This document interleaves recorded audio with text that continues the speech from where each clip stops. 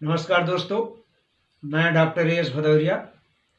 हमारी YouTube channel पर आप सभी का एक बार पुनः स्वागत है।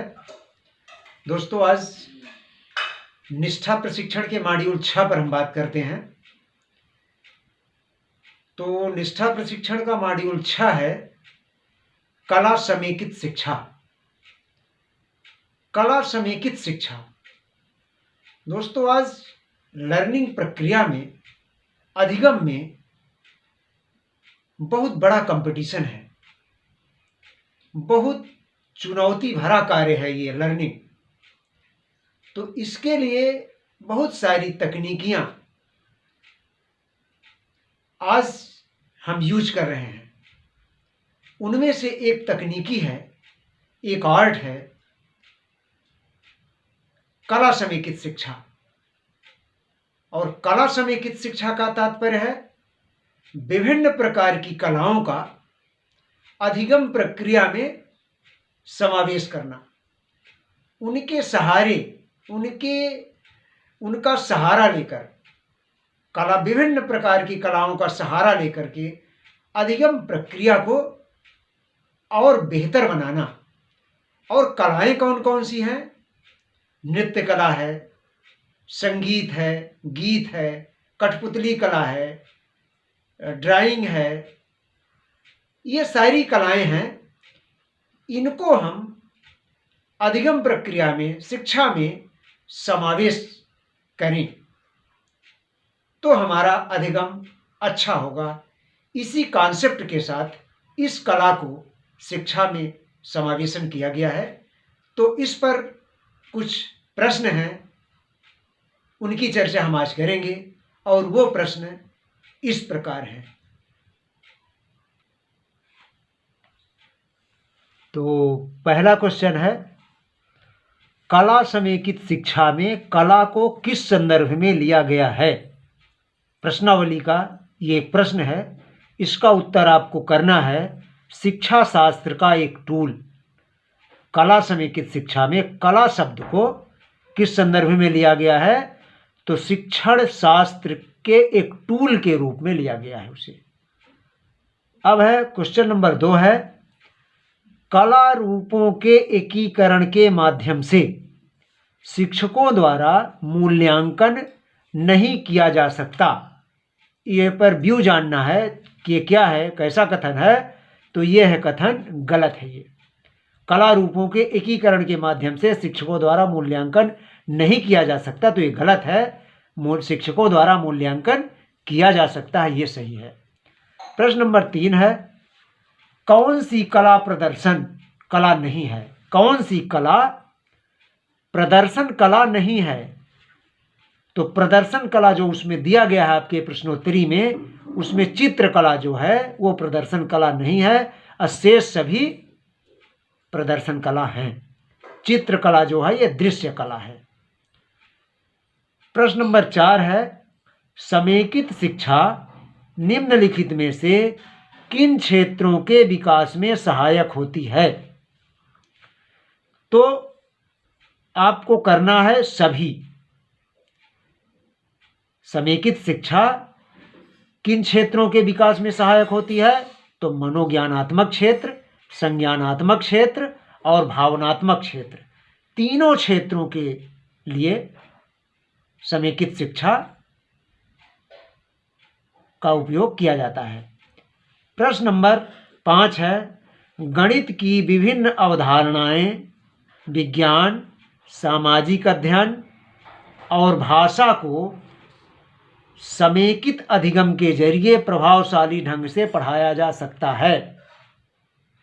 तो इस पर व्यू जानना है कि क्या ये सही है अथवा गलत है। तो ये है सही। गणित की विभिन्न अवधारणाएं विज्ञान, सामाजिक अध्ययन और भाषा को समेकित अधिगम के जरिए प्रभावशाली ढंग से पढ़ाया जा सकता है। तो इसका आंसर करना है आपको सही।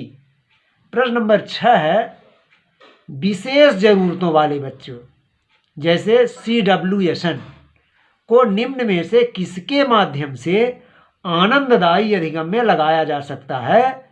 तो वो है कला समेकित शिक्षा के माध्यम से CWSN जो छात्र हैं, विशेष आवश्यकता वाले बच्चे, इनको इस माध्यम से आनंददायी अधिगम में लगाया जा सकता है।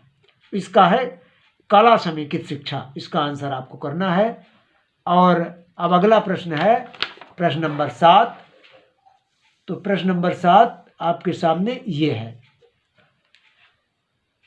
समेकित का अर्थ है। तो समेकित का अर्थ है विभिन्न पाठ्यक्रमों के शिक्षण के साथ कला का संयोजन। विभिन्न पाठ्यक्रमों के शिक्षण के साथ कलाओं को जोड़ देना, कलाओं को शामिल करना। प्रश्न नंबर 8 है, कला समेकित शिक्षा के माध्यम से शिक्षक क्या विकसित कर सकेंगे? तो कला अनुलाभन के लिए गतिविधियां, इसका आंसर आपको ये करना है। प्रश्न नंबर 9 है, कला समेकित शिक्षा की गतिविधियों का वीडियो देखने के बाद कौन सी ध्वनियां उंगलियों से बनाई जा सकती हैं? तो आपने देखा भी होगा प्रशिक्षण के दौरान कि बारिश की ध्वनि को उंगलियों के माध्यम से बताया गया है। तो यहां पर इसका उत्तर होगा उंगलियों के माध्यम से किन ध्वनियों को? तो बारिश की। प्रश्न नंबर 10 है, कला समेकित गतिविधियां इनमें से किस सिद्धांत पर आधारित हैं? तो इसका आंसर होगा अनुभव आधारित अधिगम पर।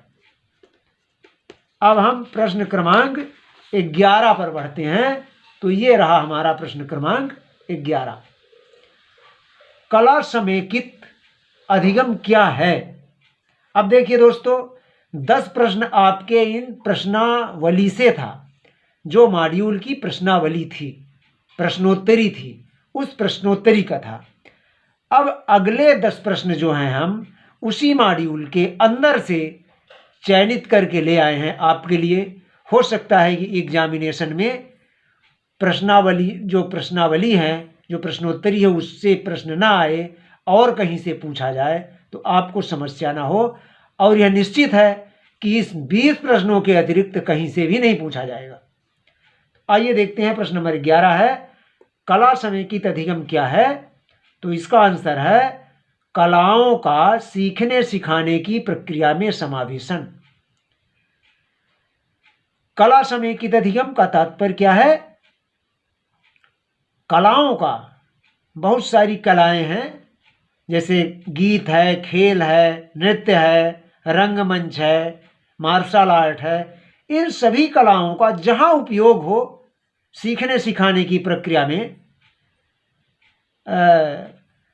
लर्निंग के प्रोसेस में, उसमें इनको लगा दो, इन कलाओं का उपयोग करो, वही है कला समेकित अधिगम।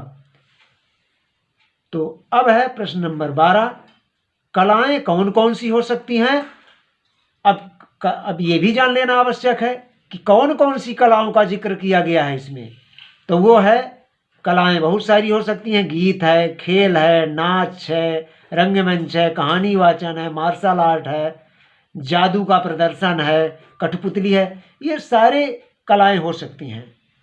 अब कलाएं 2 तरह की होती हैं, प्रदर्शन कला और नृत्य कला। तो हम ये भी जान लें कि प्रदर्शन कला क्या है। तो देखिए, प्रश्न नंबर 13 से हम कंफर्म हो जाएंगे। प्रश्न नंबर हम 13 पर बात करते हैं। तो प्रश्न नंबर 13 क्या है? नृत्य, संगीत, रंगमंच, सिनेमा, मार्शल आर्ट किस कला के अंतर्गत आते हैं? ऐसा प्रश्न अगर पूछा जाए तो इसका आंसर लिखना है, ये सभी चीजें प्रदर्शन कला के अंतर्गत आती हैं। प्रश्न नंबर 14 है, तो फिर दृश्य कला के अंतर्गत आते हैं। दृश्य कला के अंतर्गत क्या है, उसे भी हमें जान लेना चाहिए। तो चित्रकला, फोटोग्राफ, मंच सज्जा, मुखौटा बनाना, कठपुतली बनाना, मूर्तिकला, ड्राइंग, शिल्प, ये सारी चीजें दृश्य कला के अंतर्गत आती हैं। अब एक प्रश्न और है, प्रश्न नंबर 15 है, कला शिक्षा एक विषय है। इस पर हमें अपना मत जानना है कि कला शिक्षा एक विषय है, तो क्या सही है कि नहीं? तो बिल्कुल सही है, कला शिक्षा, आर्ट एजुकेशन एक विषय है। अगला प्रश्न है, कला समेकित शिक्षा एक विषय है। इस बारे में अगर कहा जाए सही है कि गलत, तो ये गलत है। कला समेकित शिक्षा एक विषय नहीं है। कला समेकित शिक्षा के अंतर्गत हम कलाओं का सीखने सिखाने की प्रक्रिया में समावेश करते हैं, ये एक विषय नहीं है।